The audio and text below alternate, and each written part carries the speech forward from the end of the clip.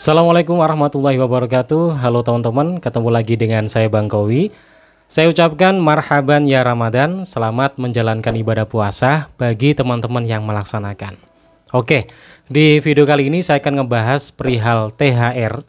Karena hal ini banyak sekali ditanyakan teman-teman di kolom komentar video saya. Karena kita tahu bahwa pengangkatan ASN di tahun ini, baik itu P3K maupun CPNS, banyak yang mengalami variasi penyerahan SK. Jadi ada yang sudah menerima SK di bulan Februari, ada yang sudah menerima di bulan Maret, ada yang baru saja menerima di bulan April, dan bahkan ada yang belum menerima SK. Jadi mereka akhirnya bertanya nih, kira-kira apakah mereka akan mendapatkan THR untuk di tahun ini? Oke, langsung aja yuk kita bahas.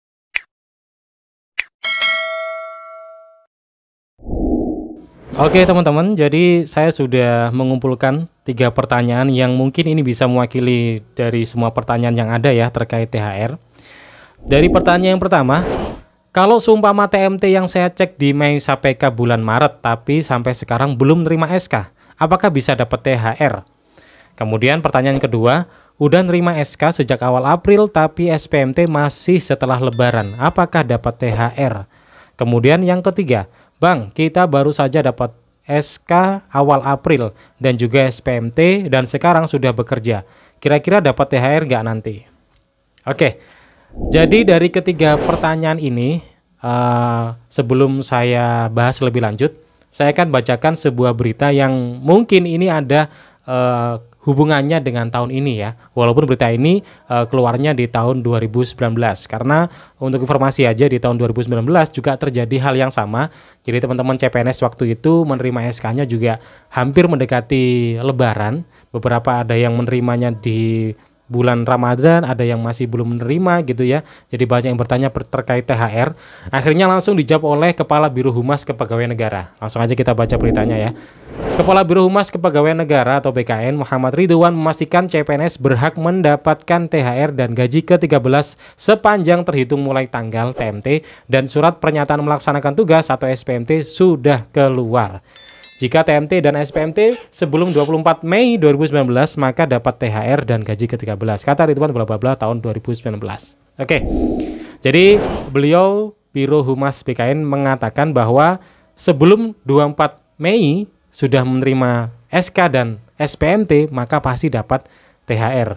Jadi untuk bulan Mei ini ya, kita di tahun 2019 bulan Mei ini adalah bulan Ramadan dan lebarannya adalah di bulan Juni, kalau nggak salah tanggal 3 atau 4-5, saya agak lupa, pokoknya di awal Juni ya.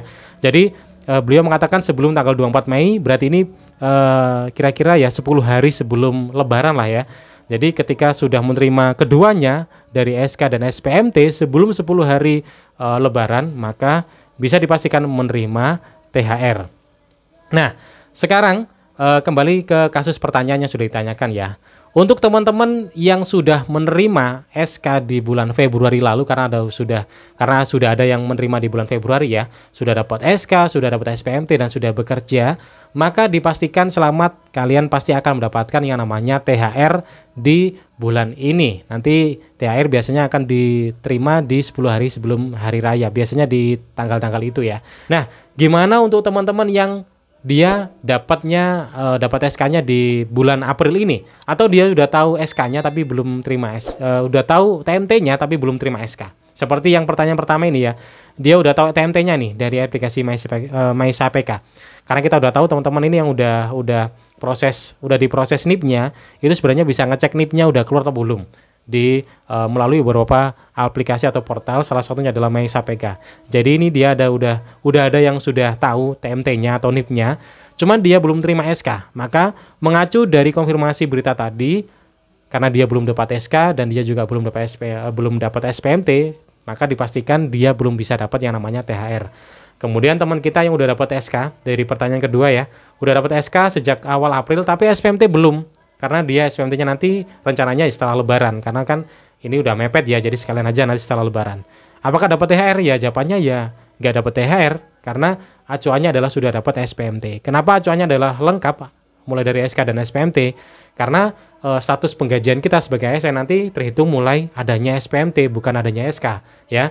Jadi kalau teman-teman sudah dapat SK dan sudah dapat SPMT, tentu saja teman-teman nanti akan diproses statusnya di kepegawaian, di data siap ASN oleh kepegawaiannya teman-teman di instansi ya.